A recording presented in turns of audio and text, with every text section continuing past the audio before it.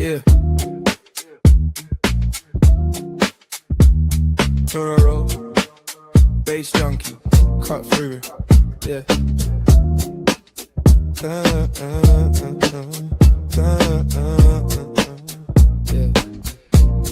Yeah. Yeah.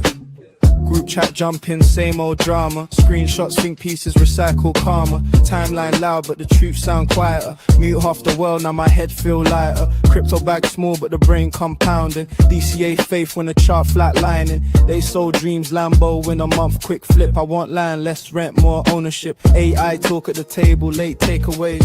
Who code the rules, who choose the maze? They want our face, our voice, our data. We want our time back sooner, not later. Through the noise, let it fade in the background. Talk your talk real low, still surround sound. Same cold world, but the kettle stays on. My boy, soft light, deep chat, we just cut through the noise. Through the noise, let them scream in the scroll bar. We stay here long form, talking from the gold heart. Same my world, but we're calm in the void. Cup in hand, good friends, yeah, we cut through the noise.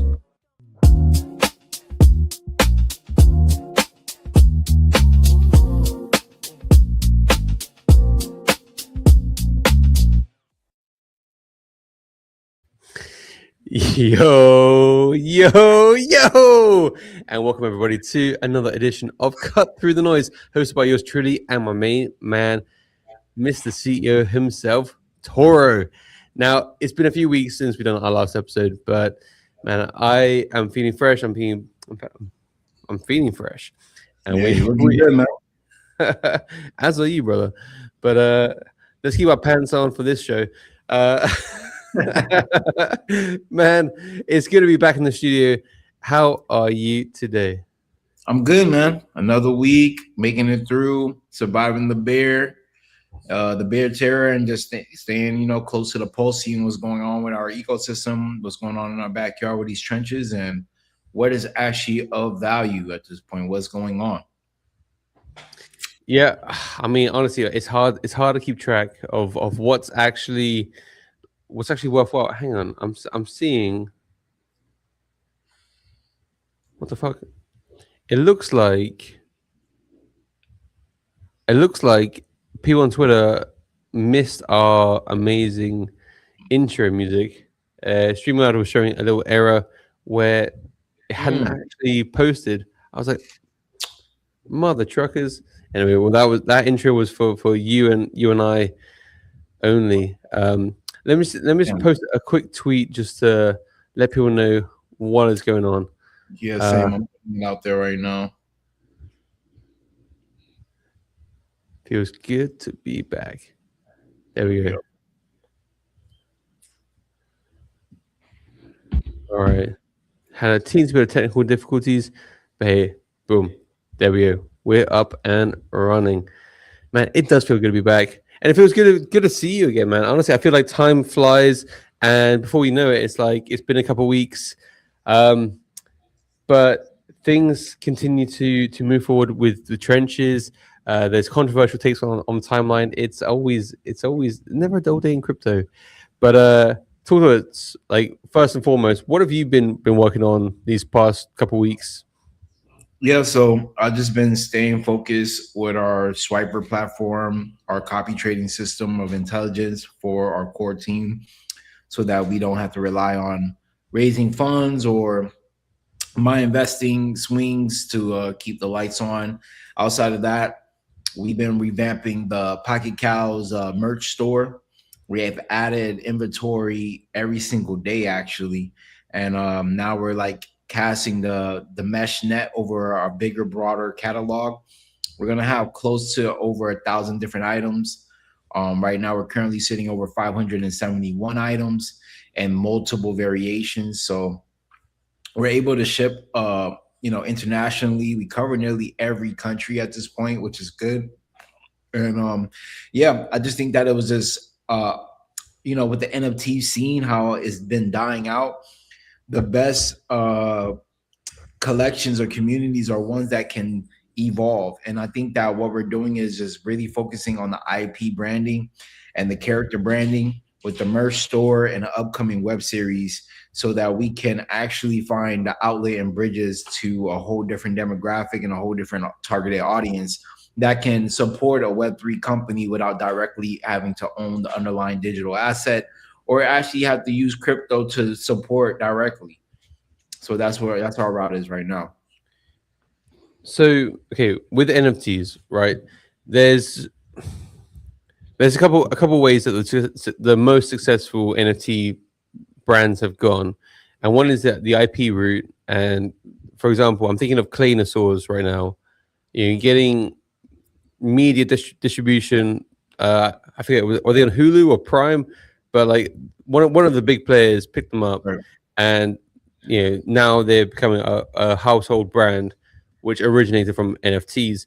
But then the other more recent NFT win is Stonk Brokers, where NFT holders get yield based on assets that are paired to the stock market.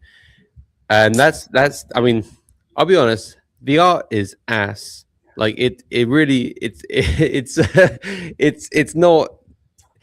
not high quality pixel art, but it's high quality code and high quality backend functions. So in your eyes, as you continue with Pocket Cows, which is actually I like the art. I fuck with it. What sort of direction are you looking at in terms of like longevity and scaling? Well, we already were the very first, I want to say, kind of decentralized finance tool or protocol when it comes into the NFT scene, creating the proof of harvest, basically creating a yield on chain using the NFT assets in their secondary sales, redirecting that royalty route and splitting it amongst our community that has chosen to burn the Pocket Cows of their ownership. The more they burn, the more they yield from every secondary sale. I'd definitely see us doing a V2 contract at some point down the line, but the logical placement for any NFT company I would see is to build the IP up, and the best of the best are able to either sell the IP, license the IP, or to build a household name that they can go the espionage of a couple of decades independently. So I think that some of the biggest projects have adjusted and acclimated to that. We're still seeing Yuga still owning over 40 million crypto punks, right? We see Punchy Penguins making acquisition deals to increase the value overall their IP while aligning with sales in Walmart and other retails for their stuffed animals. You said the Claynosaurs and the Stonks. These are where you can leverage not only just the unique way of raising funds through a decentralized manner of NFTs, but to actually lead the community into something much more, a true business model. And I think that what's really cool about us is that we've had this merch store for a few years now, and I think that we just kind of had it there. It was linked to the website, but now it's the time that we start solely focusing on the merch. So the merch is actually, let me put it in the private so you can actually see the link to the merch so far. So right now we're daily throughout the day, just basically adding more inventory, increase our inventory, and then we're gonna end up revamping the website, and then start focusing on our sales and tracking sales and our SEO. And then inevitably, we feel our lane is just being a web series, right? We either want to become a household web series when we're generating streaming revenue, or as you see with the Clays, push a pilot to the point that we get picked up by a larger network. Either way is a win. If we get picked up, if we don't get picked up, as long as we have eyeballs, viewers, and the community that's around enjoying the web series, I think that will be enough either way. It creates social awareness, and inevitably it will lead back to creating sales either for the NFT itself or the underlying merch. So yeah, I think that's the best route that we can do in these climates where NFTs are not the talk of the town. Right now, as you know, stocks on chain is just talk of the town. That's what people are focusing on when it comes to crypto. Outside of that is perp trading, DeFi as usual, and AI. So we don't really have anything beyond that. You know, Roar Assets is still premature, as we see as certain companies are falling off the cliffs. Yeah, so this is where we feel like we should be as a Web3 company for sure. Yeah, well, I mean, all credit to you. I think it's an uphill battle for NFTs right now, unless they're, you know, I mean, for the most part, like, sorry, the only NFTs I've seen catch real escape velocity recently has been the stonk brokers, and that's because of the pairing with, you know, on-chain stocks. Like that is kind of like the meta right now. That's like the hot topic. I've actually invested in a few tokens that pay a yield in that, and it's kind of a cool concept. But you know, I asked my dad, like, you know, I didn't ask him. I told him, oh yeah, so I bought this cat. It's a meme coin, a cat in an apple. It's called Cat Apple, and it pays me in Apple stocks. And like his first question was like, why don't you just buy Apple stocks? Exactly. And it's like, because obviously, I like to risk it for the biscuit. I'm a speculative investor. Obviously, you know, my 2 cents to anybody listening, you know, don't invest more than you can afford to lose. Don't take loans on meme coins. I've heard horror stories about that. It's baffling to me, because obviously these are you know, risk it for the biscuit plays. But if you were to say to a normie, if a normie asked you, or let's say that you had a conversation with my dad, what is the incentive to buy on-chain stocks or a meme coin paired with on-chain stocks, which is kind of the current meta, versus the original stock itself? What would be the selling point, or what would be your opinion / stance on that position? Well, what purchasing on-chain stocks, you have the uniqueness of true decentralized ownership, where you can actually flex this stock ownership against other payways and tethers. You know, taking out a loan on it, selling it, exchanging it for goods and services that people can recognize, whether it's inbound or international. The luxury of now being able to trade these stocks even after the traditional markets close. The market is now open 24/7 once it's on chain.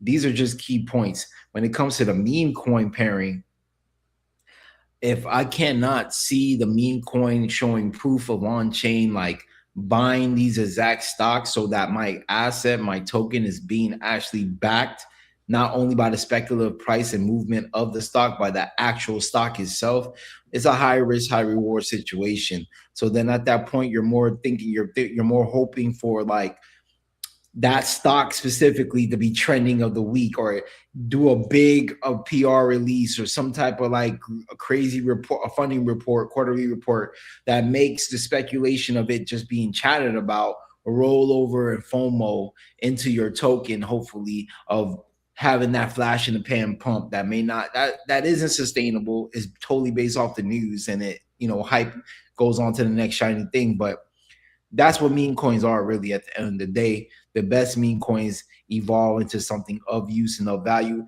And I think that this is a rare opportunity, one of those rare windows where meme stocks can actually be something. If you get, like, for example, a meme that's indexed by embodiment of real purchases of stock, and that you can see it overall on chain. But for you to see that on chain, the stocks have to be on chain, so that you can see the actual public reserve of this indexing fund that's giving off dividends yield that's split amongst the holders, depending on how much they hold. So there are parts right now are very speculative and just hype and gimmicky and not actual reality. But once we have stocks on chain, you have now the plug and the socket where something like this can evolve. These are unique properties and production that can only be produced when the scenario unfolds that we have on-chain stocks to begin with. Yeah, I guess that's the key point. And you know, it's been, I mean, look, my online brand is Base Junkie. I want Base to win. Yeah, I mean, at the end of the day, I want the best product to win. Mm. And for a long time, I believe that to be Base, and I believe there's still. I feel like Base of the chain is maybe like 3-1 down. Like it's halftime with 3-1 down. I say we're 3-1 down. There's work to do because Robinhood has come in and snatched mindshare. And even BNB has come in and be like, "Hey guys, we're still around, and we are we are a force to be reckoned with when it comes to the on-chain stocks, uh, flurry that's going on." What are your thoughts on retail investors getting into on-chain stocks, Robinhood entering the field, BNB entering the field, Base at the starting line, ready to launch something else? What are your thoughts there for degens getting into those things, and then also for normies getting into on-chain stocks? I think that we're just seeing the collision of both sides of Twitter that's always been existing. There's always people hiding behind Wolf of Wall Street profile pictures that only trade and talk about stocks all day. And the same thing with crypto. Now you're seeing both worlds being able to enter the same arena simultaneously because they're both dealing with an on-chain asset. From the point of view of centralized exchanges jumping in it's just another opportunity for them to rake in the volume and the fees by having another instrument that they can trade 24/7. I don't think that is going to make the baby boomers move.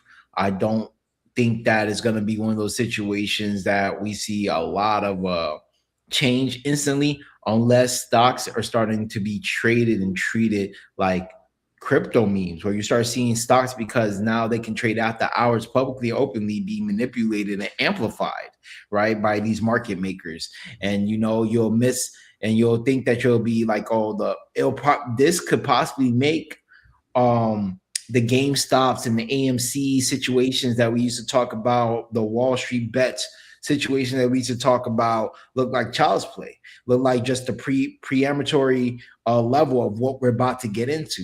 But at the same time, it is also a dangerous slippery slope, because now we're seeing that if this is such a huge knockout of the park, crypto takes the back seat once again, right? Actual cryptocurrencies and actual digital assets that were birthed out of Web3 take the backseat again, unless they find a way to entertain these stocks. That's why a lot of these people that were building tokens and building protocols are now just switching overall to infrastructure plays all the way, because instead of trying to be one of the many thousands of tokens, be a dominant juggernaut in an ecosystem where there's only a handful, even though they're monopolizing situations. If you have something unique enough that can stand the test of time, it will make its fit, just like what we saw with Hyperliquid, right? So I definitely see Robinhood in a good position to really seal the deal and knock Solana out when it comes to the cultural standpoint of degens finding a new home. I definitely see Hyperliquid standing strong on its own with just what it does, and only getting better with the HIP-3 and beyond perpetual tradings, and just having that flywheel of just having more reasons in a bullish sentiment to buy more buy up the supply is only going to amplify things. So I feel like both of those green chains are definitely on to something when it comes to that. But overall, those are just platforms eating. Where does a little guy come in? Getting lucky on a few couple plays every now and then? Maybe. So I definitely would be kind of wary of people going into this next chapter, because stocks will be on chain, and it may make crypto overall get neglected, because blockchain is bigger than cryptocurrency. Blockchain is just the underlying technology that everything can be on chain. Anything, that's what NFTs are basically. NFTs are anything but currency. They're viewed to be anything in the world possibly that you could think of being on chain that's not viewed as money, but including real estate, bonds, debts, contracts, smart contracts, like the whole shebang. So it doesn't have to necessarily be a currency token, you know. There's a lot of interesting things you said there, and a lot of ways we can go down, a lot of paths that we could go down. But just to go back a few steps. So first of all, I want to apologize to Hyperliquid for omitting them when I was like, yeah, on-chain stocks. Like Hyperliquid fucking pioneered the game. Like they were like the OGs. Shout out to Hyperliquid. Obviously to the Hyperliquid CEO and C-suite team that are tuning into our show. You know, can't forget you guys. But also, like,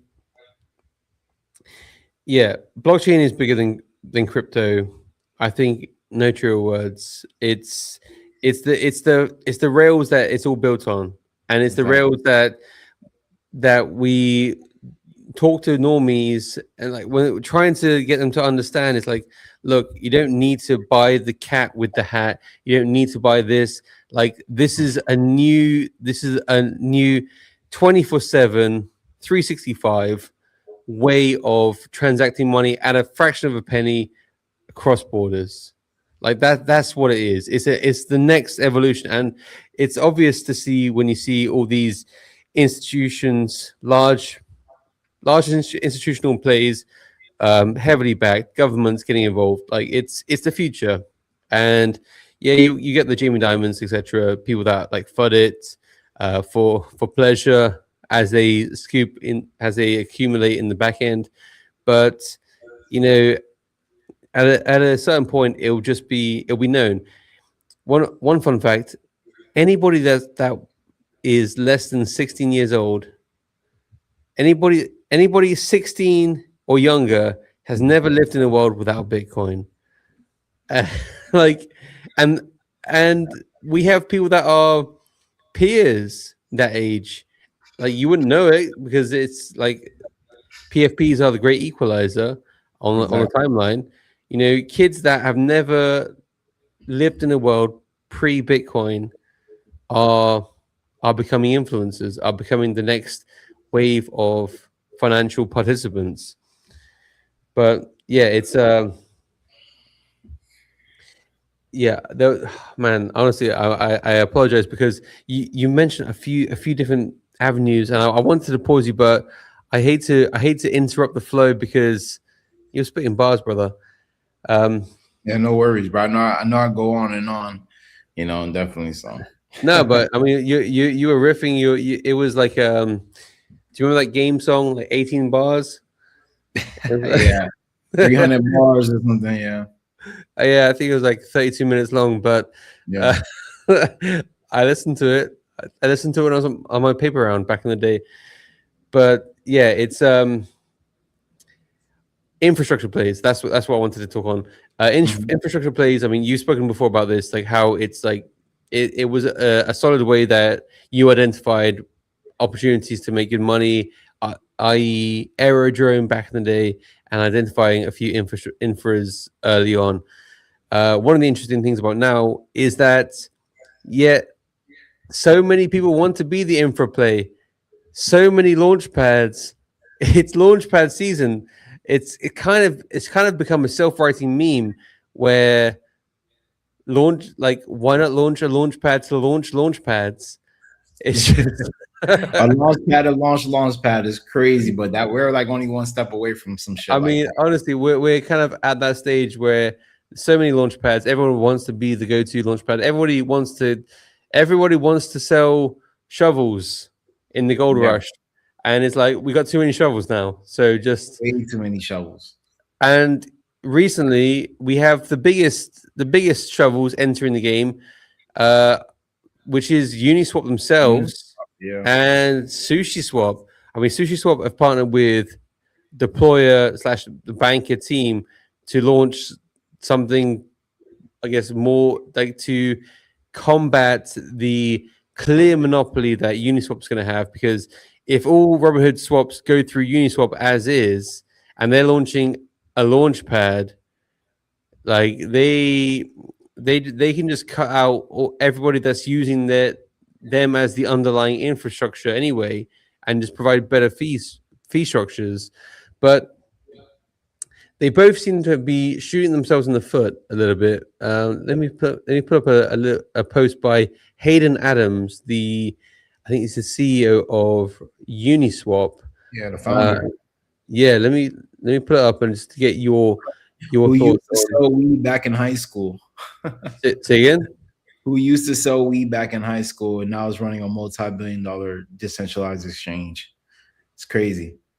I mean, we're living in the Matrix. We are. Awesome. So Hayden Adams, he says, we were not expecting tokens we created during pools trade testing to be discovered. Today, we renounced all creator fees from Uniswap employee testing and set them to an automated buy and burn, looking at making this as a feature for other deployers.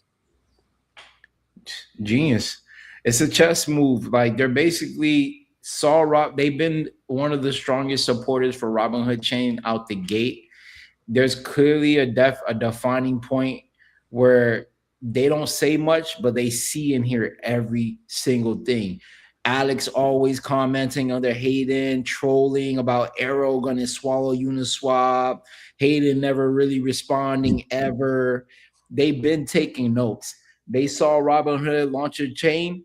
They want to be the pump fund of that chain. And with the underlying aggregation, give you the best fees to launch and start your pools, and then have a buyback and burn situation where the Uni token is finally involved for a reason to be bought and burnt. This is what we were waiting for with the regular Uniswap decentralized exchange pool. We thought that overall everything was going to be processed through the Uni token. It's going to soar, but it never got swapped out for Ethereum. It never really got swapped out for Ethereum, even when Uniswap was taking on other chains and laying down bridges.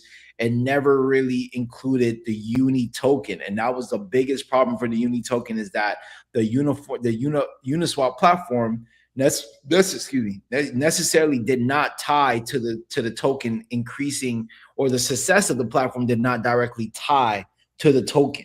And that was the biggest problem, that we did not see a huge rally with the Uni token in the last bull run cycle that we just experienced. But now with this ushered in, it's all about the flywheel. It's all about the longevity and success of Robinhood. And now when Robinhood is now throwing out this whole, we are the new degen house, we are the new casino, memes all day, stocks all day, there's only a few competitors that can stay in that ring. You see Base, on the other hand, right now is trying to play that catch up. Alex is tweeting out, we're getting stocks on our platform too, guys. It seems that instead of being ahead of the curve, they're playing catch up all the time. They're playing catch up. And that's the Aerodrome team, right? So I do see that there are problems here. OX Deployer, regardless if he's ever going to really truly realign and refocus back on the Banker token, he understands that I just got to do what the founder of the chain I'm building on is doing. Focus on the next token, right? We did our numbers. We made a bag.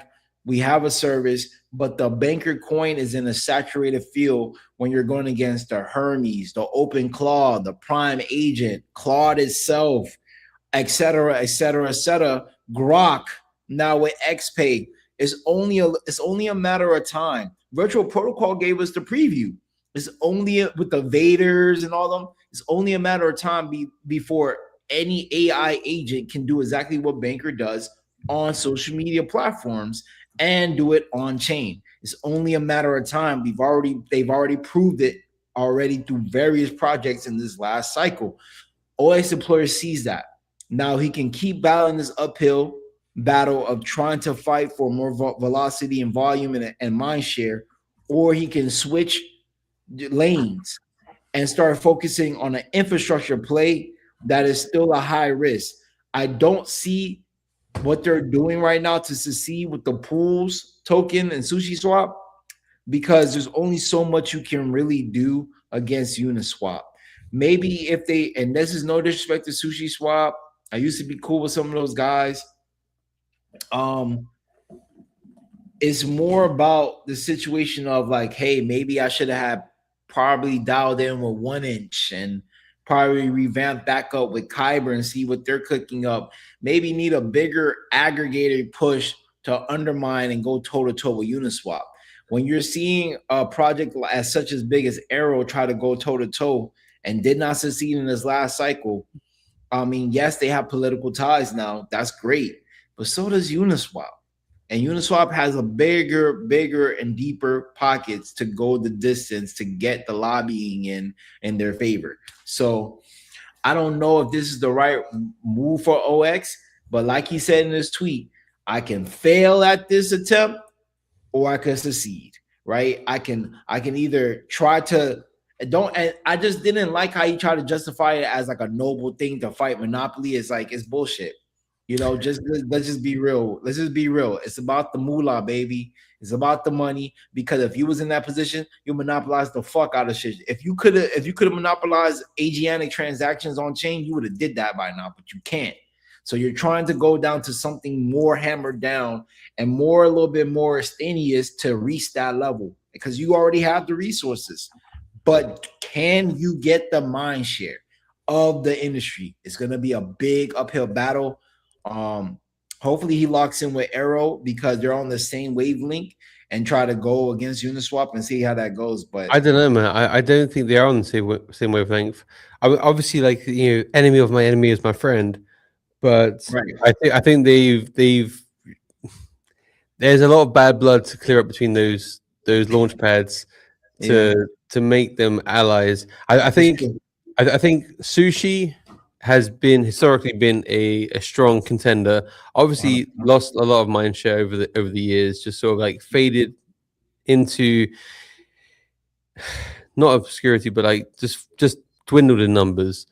It's still there. It's still there. Like I'm casting with too harsh of a light there, but like Sushi Swap originally was up here with like Pancake Swap, and like it was like up here, but like it's kind of come down. Whereas Banker has gone from nothing, come up, and they've hit this sort of convergence where they're like, hey, look, let's battle these guys. These guys are Goliaths. They are swallowing up the entire industry. And obviously, like I would see Banker has a bone to pick with Uniswap, because if they are using Uniswap as the back end for the transactions, and if Uniswap is able to tax any launch pads on top of that, and able to offer like better fees for users if they go direct, then everything that's built on top of Uniswap therefore becomes obsolete or just, you know, second rate at that point. I think it was a bad move trying to put up the banner of Noble fighting against Uniswap monopolization, because they don't see the silent snipers in the corner that are picking them off. Like, for example, I don't know if you've kept up with Jesse Pollock's tweets, but he's tipping the hat to a whole different DEX altogether. The bye one, BAI. I've seen that. I've never looked into bye, but bro, their whole point is giving you the best prices, right? So like, you're trying to pick off a giant that's stomping all over the cities, and there's silent snipers that are still inputting and getting better aggregation prices than you. So it's like, there's a lot of shovels out here, and some spin and drill, and some are made out of gold themselves. Like, it's an uphill battle. So I don't really know if this was the best play. Maybe it was for Sushi is everything to gain. OX is more work on your back, but if you can get some conviction, you'll get this thing to go. I don't know how that will work, but that's why I felt like them and Arrow should probably put their differences aside and like figure it out. I mean, it would be good for all parties for them to kumbaya that moment. But in terms of like conviction and distribution, you know, Deployer's got that motion. He's got that motion. But the banking community, I mean, look, I subscribed to Bank. I think my club has sort of like my membership. I stopped paying membership maybe like a month or two ago. I probably should, because he's alluded to an airdrop, and I have an NFT, and you know, maybe I could be in the top 500 with that. But he said there'll be an airdrop for holders. But just from that, I think historically, like with the Avantis airdrop, I think that was like it was about $18,000 at its peak for 500 people. 500 people got 18 grand, 18 bands. I remember it was around the time of last year's base camp, and you remember old Captain, and of course Mhm. Russ. Mm-hmm. Medicaid, they were both bank club members at that point. They were just there, and I'm like, what the fuck? What the? Damn. FOMO to the max. I bought a membership like the next day, but you know Yeah, I was paying the membership too at one point. I the stopped paying it a few months the ago. the memory of the timeline is short, and but the memories of like big wins, people hold on to that, and for a lot of people, 18K would be like their big win. Yeah. And if Banker can spin up dreams, and you're looking at impressions, obviously impressions are like just like whatever, but like Alex, the founder of Sushi Swap, maybe gets between like 5 to 10K impressions. Yeah, good motion. Deployer gets 20 to 40K per post, maybe 100K on like banger tweets. He's got real motion. He's got a lot of traction behind him. So you know who really is the A side there. Sushi Swap has the history. It has the status. Banker Swap has Banker bot has the motion, and Deployer really has momentum and a diehard community who are advocating on the timeline. Yeah, I mean, to what extent? I don't really see the banker community so far, due to announcement, really rally behind OX new project. They just been really just ignoring it and still screaming banker, banker. So that is true. I mean, if you look at the charts as well, Banker's gone down like 20%. Like it's, yeah. I mean, they've been. Glad I sold my bag when I did, but because it's all about the rebounding out. Like, did you create something that has enough value to sustain a healthy rebound? But the banker core community is still die hard. They're still there. Mm-hmm. They're still there. They're stronger than the DRB community, even though they share the same members. DRB community went quiet once the Twitter Spaces went up in flames. For those that were leading the spaces and cashed out their bag, I would say DRB kind of went quiet when Emily Jr. I mean, Emily Jr. He was like the tip of the spear when he found his calling in LeanFi, which is a super serious project and could actually be humongous. Mm-hmm. When he switched his focus to that, because he was the biggest ball poster for DRB. Yeah. Like I was like a bunch of the posts. I'm like, yeah, you know what? Fuck it. Grok does have money, you know. but like now he's talking about like properties and all these things about returns and how actually this is genuinely making money. Like once DRB lost their biggest ball poster, and of course he does still tweet about DRB occasionally, I think that's when they really started to like cool off as a community. Yeah, I think that the best staking right now is on Hyperliquid, where you can stake your hype, get these other tokens through Kinetic, and then even loan those out. So it's like a layer on top of your staking yield. It creates risk, but like I think that's pretty. I mean, DeFi in the whole basket is a risk. So I definitely feel that if you keep your initial pretty low, you can you'll reach your break-even point and then be in the green in a matter of months.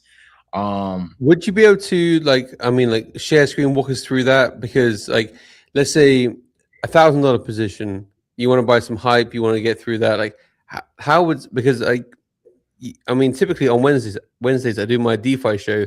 We've missed it for the past 2 weeks as well, but I've never really looked into hype.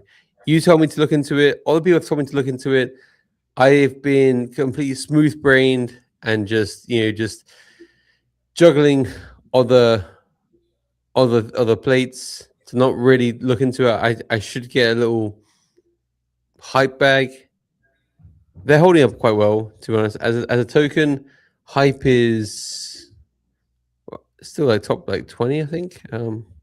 Hype is a big dog right now. Like I would say the hottest chains on the block from this last cycle is Hype and Robinhood right now. At the moment, they're the ones that got people chatting it up and all of that good stuff. So Yeah, hype's top 10 right now. oh yeah, that's a big dog now. Shout Big out dog. to Hyperliquid. Damn. Yes, GG's. sir. And it's just like you don't have their founder constantly tweeting. You don't have the team trying to like put they just stay quiet and work. They just stay quiet, and that's what like they don't need the viral moments. They don't need the clout chasing. They just been on a tyrant. I'm happy that hype is starting to come down in price, but it's holding strong right now, and it looks like it's gonna go back up and go up higher right now. And it sucks because I needed to come down below $40.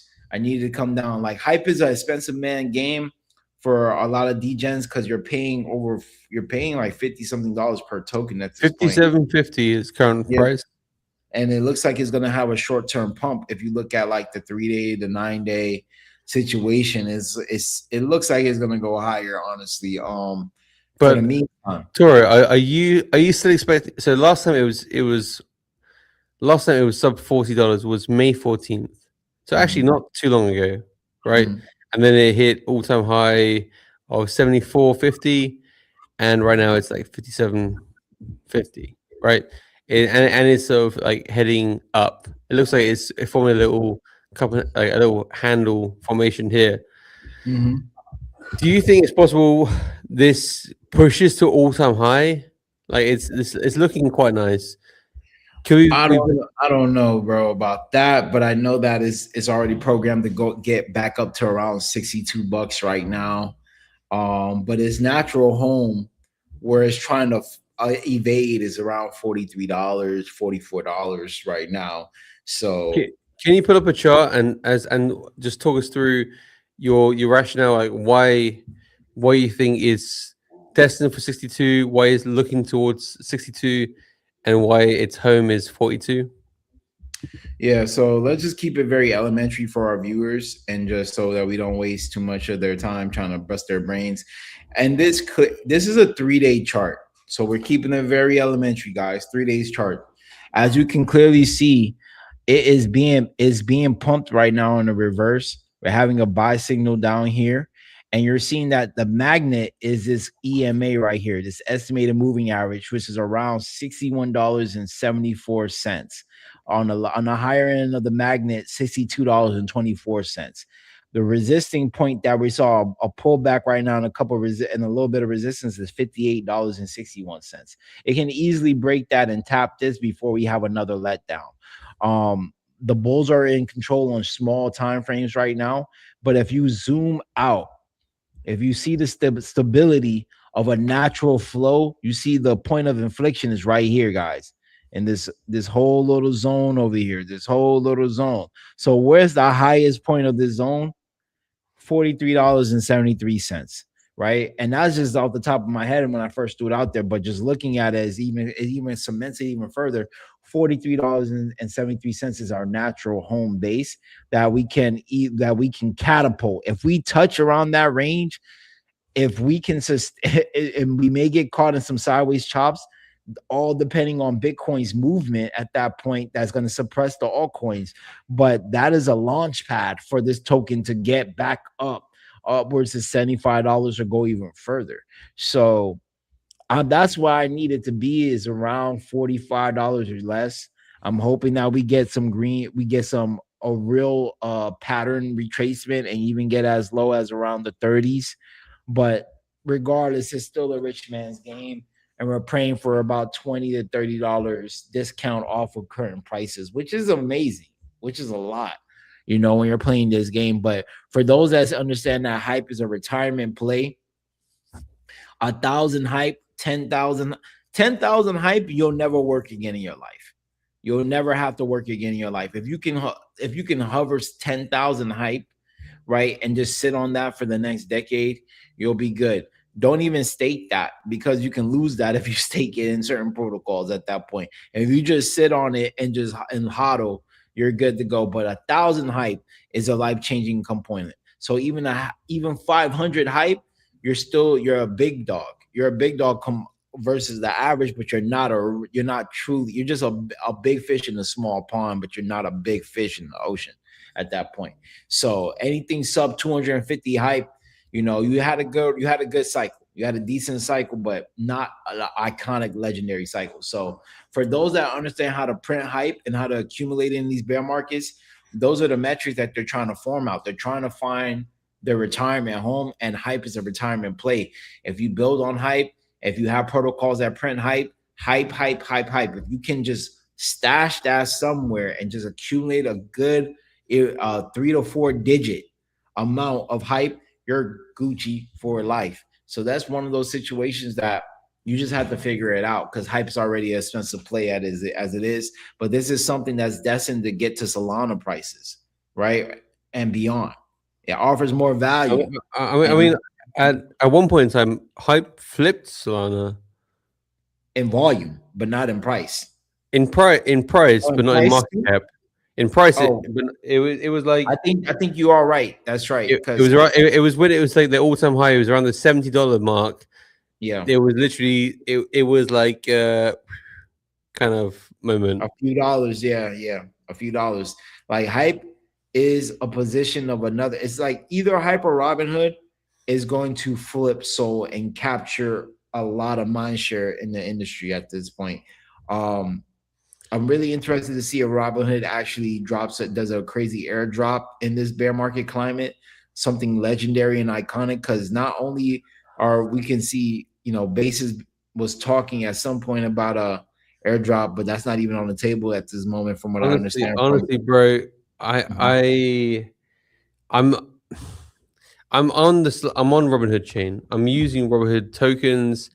Right. I would be like, they could knock it out of the park, and it would be a 1-2 good night, ma'am. Thank you, ma'am. Wham blam. Thank you, ma'am. So a moment. If they did an epic airdrop, but man, easy, man. It's like one of those things where like now they solidify their being the new home for degens. Sol loses the conviction, because one thing about Sol versus Ethereum, Solana users are not truly loyal to Sol. It's just that Sol has bigger international reach for like Nigeria, for these second and third world economies, and it has the casino volume that of these, like, I put $20 in and now I never have to work again. Those stories. Robinhood is showing the same life right now in Solana earlier days. It's giving early Solana vibes right now. It just needs an eco token. It just needs the Robinhood token to be airdropped and go catastrophic. Bye-bye Solana. And honestly though, like not just bye-bye Solana, it would be tough to watch, like as a base first sort of. It's impossible it's impossible to see all the trends. It's impossible to notice all the projects. I mean, we all have the same 24 hours. I've chosen to spend the majority of my time on base, because I think that's where like a lot of long-term projects are. Yeah, maybe not the shiniest objects, not the quickest, the flash in the pan metas, but right. I believe long-term builders. I'm a bit slower. I'm a bit long-term. I'm a bit loyal. I'm a bit long in the tooth and a bit loyal in my pocket. So I hold on to tokens for a while. I'm not like a high volume trader. So I found like base was like a good pace for me. That's the Ethereum mindset. And that's one thing about ETH people, bro, versus like Ethereum based people that have made bags off of ETH based chains, whether layer 1 or layer 2. It's the different mindset. Versus Solana is like, you have to treat it like a casino, bro. So impulse decisions, being able to switch up and adapt, it has the pros and cons that come with it. Robinhood is in a good position. People have to understand, think about it like logically. Why didn't Robinhood build their chain on top of Solana? It seemed like they would have been two peas in a pod.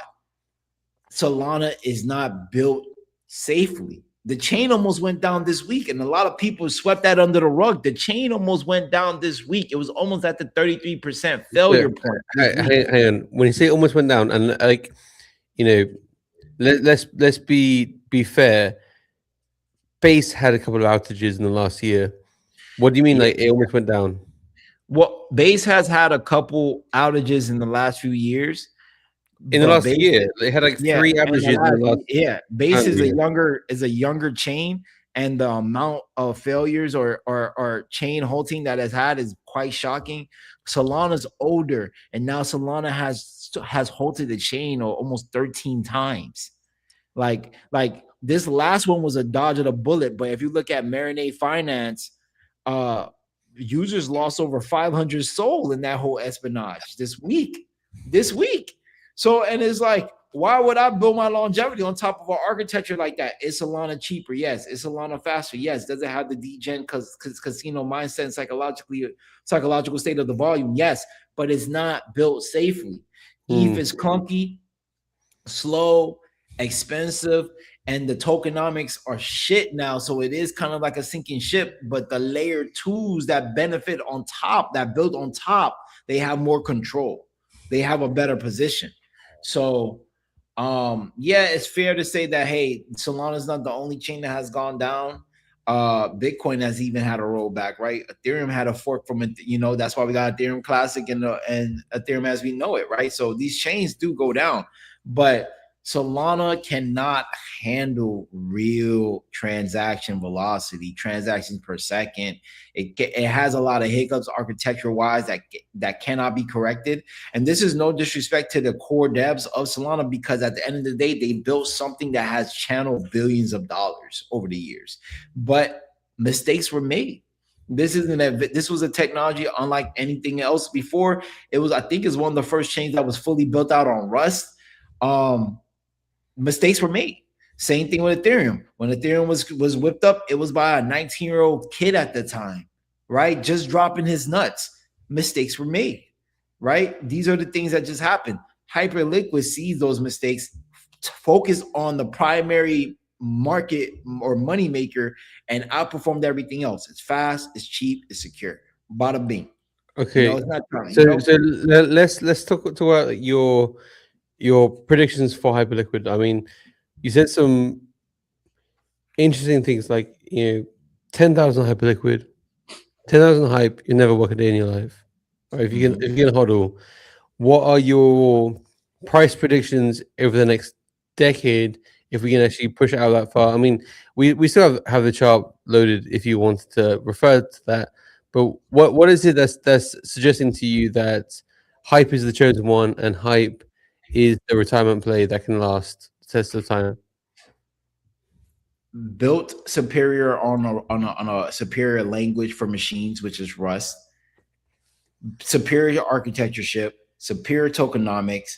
The use case is out the door. Perpetual trading 24/7. Stocks on chain. Solana also has stocks on chain. That's one of its key leverages right now. But we're seeing that hype is way more aggressive on this market. Hype can literally in the next decade get to $200-300. Easy. Like, it's giving Solana vibes, guys. What the heights that we saw, we can literally see hype at, and it probably won't even take as long. I'm just being honest with you. But dude, I mean, like, respectfully, 5x. I mean, look, crypto spoiled me for returns. Obviously, if we were talking about like a bank fund manager, a 5x, a 500% return on investment in 10 years, I'd be creaming my pants.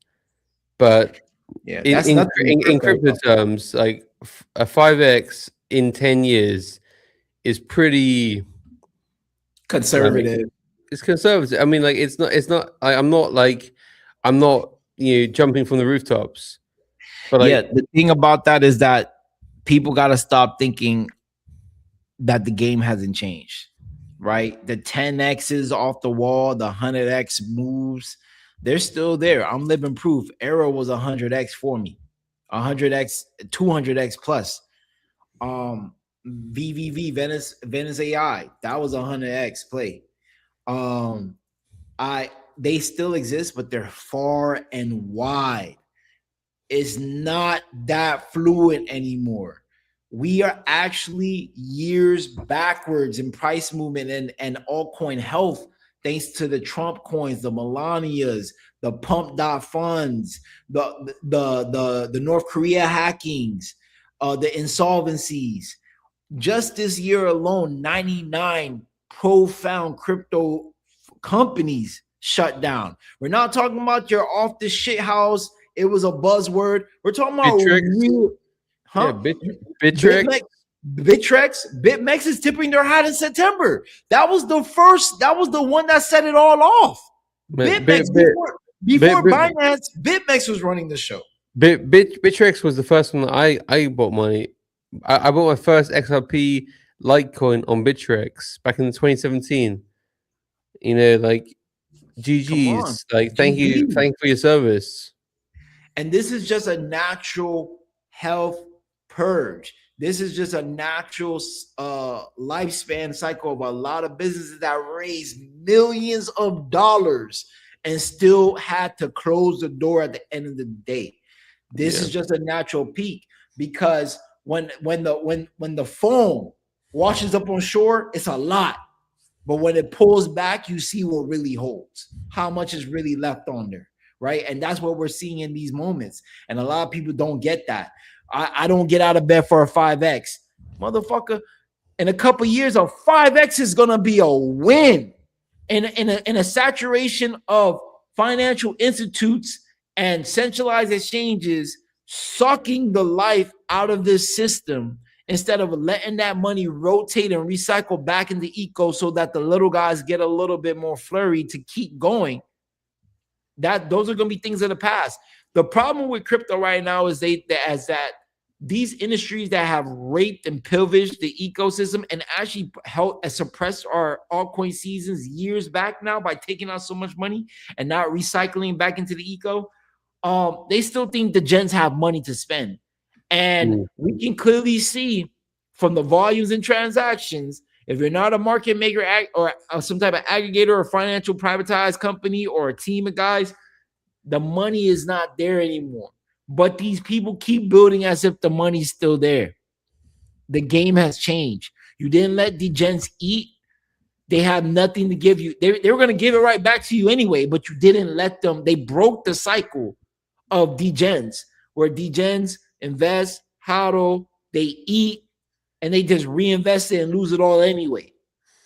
Y'all broke the cycle when the degens invested, hodl. Instead of it, they eat. Y'all took that money. So there was nothing else to put back in here, guys. There was nothing else to put back in here. And that's the reality of it.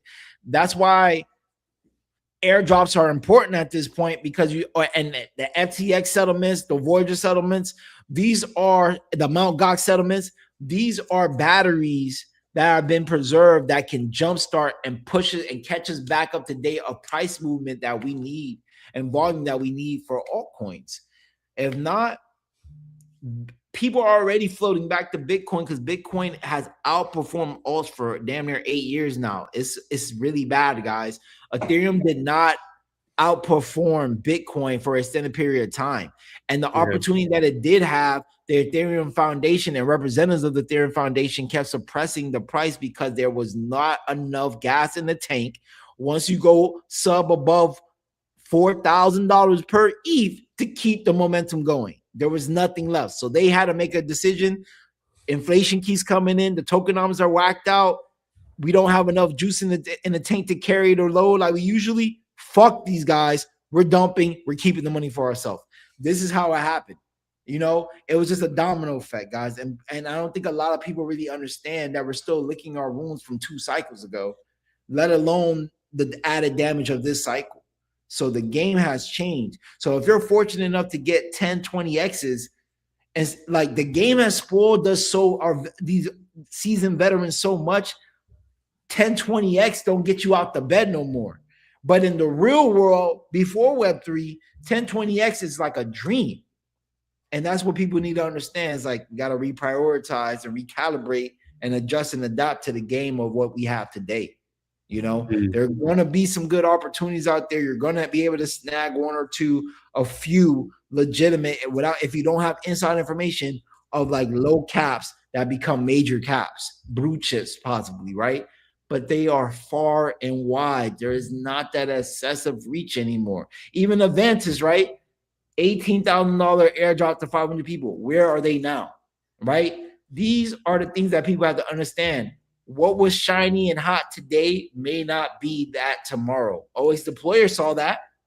What is he doing? He's shifting gears. Like, people need to swallow the hard pills so that they don't have to go through the future extended loss periods. You know, strengthen your purchasing power now, recalibrate now, and understand what is going to be of value in the next bull run. But also counterpoint, because I agree with 99% of what you said, but we are in discount season. Like, Bitcoin's at 64K. Yeah, we can get down to 40, but also we are going to go back to 120. Like, consensus is that we are going to get down lower before we get back higher. And if there's one thing I've learned about the markets, is that they love to cuck the majority. So when the majority zigs, the market makers zag. And if everybody is expecting another leg down, do you think it's conceivable that perhaps the bottom was in when it was 57, and actually we're just not going to get the true bottom that reflects the TA of the majority? The signs are even increasing now, and we're seeing the accuracy now that we're looking at 36K for Bitcoin right now at this point. So, but why? Like the macros prove it. The macros, the patterns show it. The TA proves it. You know, that 43K range, it may not hold as the superior support to launch us back to 120K. Then you have to also calculate that the gains on Bitcoin every 4 years have gotten smaller. Bitcoin no longer 10x's no more. It's hard to even make it 3x now, 4.5, 4.5x now at this point, and they're getting more diminishing. You know, Bitcoin is starting to become more stable in his action and price movement. So like, question, like in the next cycle, so if we're not looking at 10x's, 5x's, just simple 2-3x's, right? Right now we're at 65. If we get down to peak at bottom 35, let's say 40, just for number's sake. Okay. 40 is peak at bottom. If we're looking at 3x, that's kind of back to all-time highs, 120K. But do you think in the next cycle we breach the 200K mark or even the 250 mark? It's really hard to say at this point. I would be optimistic and wanted to clear $250,000, but it's probably at the top. If from 120K, can we 2x? Can we at least double from that point? It's too hard. It's a lot of money to it's going to be really hard. Right now, the Clarity Act, what did I say? I don't believe it was going to get passed. That's it, man. That's it. It's you called it. You called a lot of things right, which is why I just ask you straight up questions. Like, you know, the hard questions, the you don't want to hear the answer to. Like, don't ask a question if you don't want to hear the answer to. Right. But yeah, the fact is, I wanna hear it straight. I wanna cut through the noise and talk about this stuff. But listen, man, I'm busting for the toilet. But before we round this out, what would be your final words? Find a way to make money in this bear market to maximize your purchasing power. Self-preservation is the number one rule of this whole game. The crooks got it right. The legitimate people realize it later, but self-preservation is the number one rule in this game. Swiper.xyz, watch a movie, watch a show, create a post. I'm just happy that we have a platform that we can do basically all the stuff that we're doing on Twitter already, and it's going to get better over time. Tap in with Base Junkie for his referral link, and just stay tuned to more conversations. Like, I'm never going to just sugarcoat it, but if you look at it, we will have good times and good moments where we have nothing but good news to share to you guys. I don't really look at this as bad news. I look at it as the real. Like, we're cutting through the noise. We're saying what's really happening. No one's paying us to say any of this, not anything that we're saying. These are our views. So with that in mind, none of this is tainted, is not biased. We're sticking to the facts and what we can clearly prove. And last but not least, this is not financial advice. Me or Base Junkie are not licensed or authorized to give financial advice. So this is a show for entertainment purposes and just our views on the state of Web3 and what we love dearly, which is blockchain technology and the advancement of it and the global adoption rate of it. So yeah, that's it. Boom. There you have it. Well, Toro, it's been great to catch up again after a couple of weeks away. Make sure you check out swiper.xyz, swipr.xyz. Check out everything that Toro is building. We'll see you on a future stream. So until next time, stay safe, stay healthy, but most importantly, stay based. Peace out, everyone. I'm a baseline junkie. I'm a baseline junkie. I'm a baseline junkie. And I like it funky.